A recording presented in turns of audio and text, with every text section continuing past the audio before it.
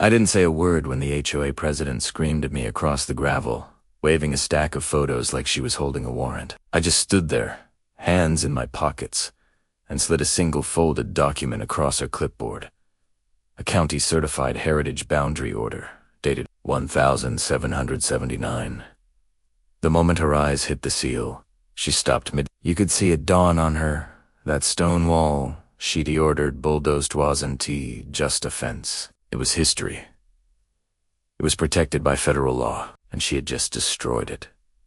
I didn't raise my voice. I didn't need to. The sound of the excavator shutting off behind us said enough.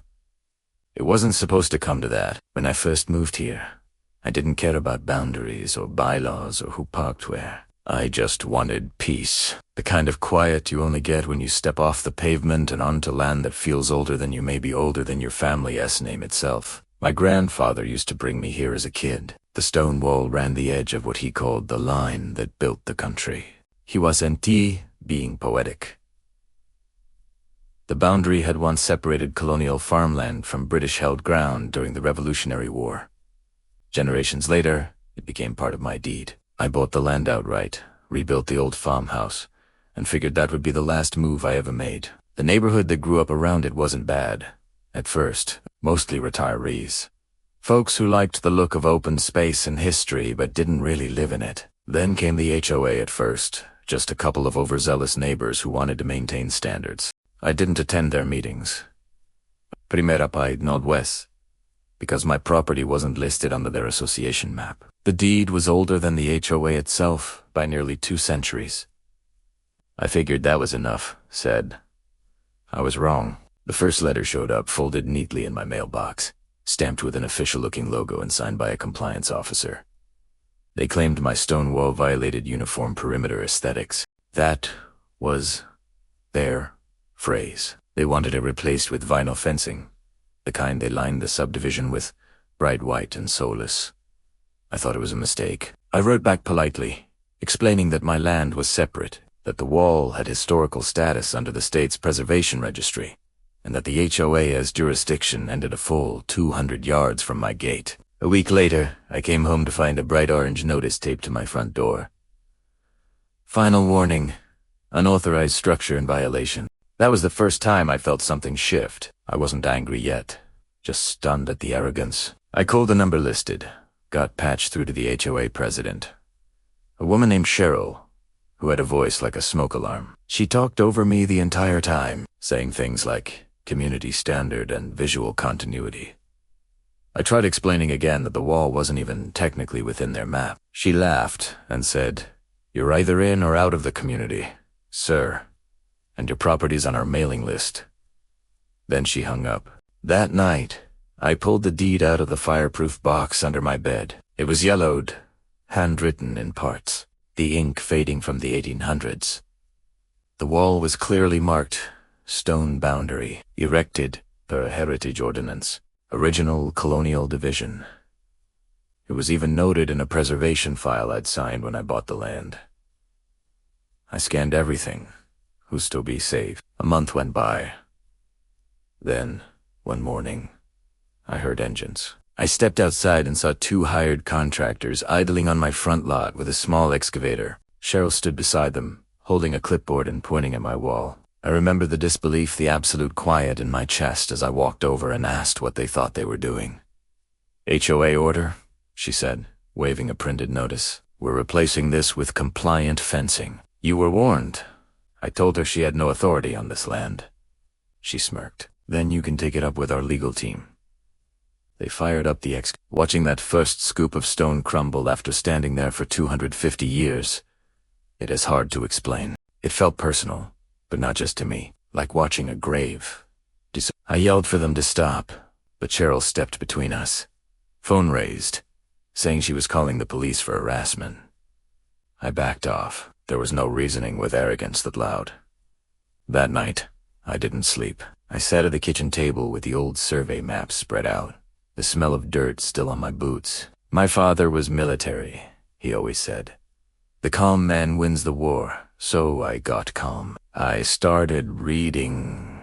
Over the next week, I contacted the county assessor's office. the State Heritage Commission, and even the regional land registry. I learned a few things that made my hands shake, not from anger, but disbelief. The stone wall wasn't just decorative. It was a federal landmark boundary recorded under the National Historic Preservation Act. That meant any alteration or destruction required not just approval, but a permit issued jointly by the State Heritage Office and the Department of the Interior. The HOA had neither. In fact, they'd just committed a federal violation. I documented everything. Photos of the damage, the bulldozer tracks, Cheryl's order notice, timestamps from my security cameras. I even found the contract between the HOA and the landscaping company posted in their public minutes online. It listed the project as cosmetic fencing improvement.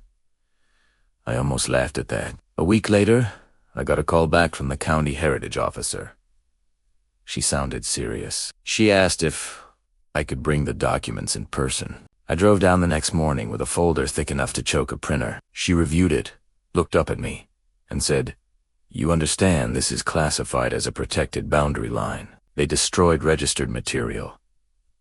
I nodded. She made a phone call that I'll never forget. By the next afternoon, a joint team from the county and the State Preservation Office was on site. They took soil samples, photographs, and even measured the wall's foundation footprint. Cheryl came striding down the street when she saw the government trucks, demanding to know what was happening. The lead inspector showed her the work order. Not hers, but his. She turned red. I stood back and watched, arms folded, saying nothing. 3 days later, the official notice arrived. Cease and desist, pending federal review. The HOA was fined under both the County Preservation Act and Federal Statute 16 U.S.C. Section 470. Unlawful destruction of protected historic property. The fine was heavy, but that wasn't the worst part. The HOA's insurance provider dropped them the same week. Apparently, their beautification project voided the policy due to unpermitted excavation on a protected landmark. Without insurance, they couldn't legally operate. Cheryl called me once, voice trembling under the surface, trying to negotiate a settlement. I told her any discussions would have to go through the state office handling the case. Then I hung up.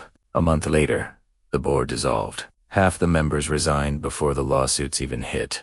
The county required the HOA to fund the full restoration of the wall, using original stone sourced from the same quarry listed in the 18th century record. They had to pay a certified restoration team to rebuild it under heritage supervision. It took 6 months, cost them a fortune, and every day they had to work under a historical marker that read, "Original colonial boundary, destroyed and restored under federal order." Now when I walk the edge of my land, the wall stands perfect again. New mortar, old stone, the kind of line you can trust. The grass grows quiet around it. No signs, no notices, no orange tape, just the wind and the low hum of something older than anyone here. Neighbors still talk about it in low voices. Some wave when I drive by. Others look away. Cheryl moved to towns over. The HOA's office sign came down months ago. Sometimes I stop by the rebuilt section at sunset, where the wall curves toward the creek. There's a plaque now. They added it after the restoration was certified. It lists the original year, 1779. Below that, in smaller text, it says restored 2024 by county order. I never asked for that credit, but I leave it there. It's quiet now. Peaceful again. Just the way I wanted it before all this started. And every time I pass that wall, I think about the day she called it non compliant. Now it's the only thing around here that actually is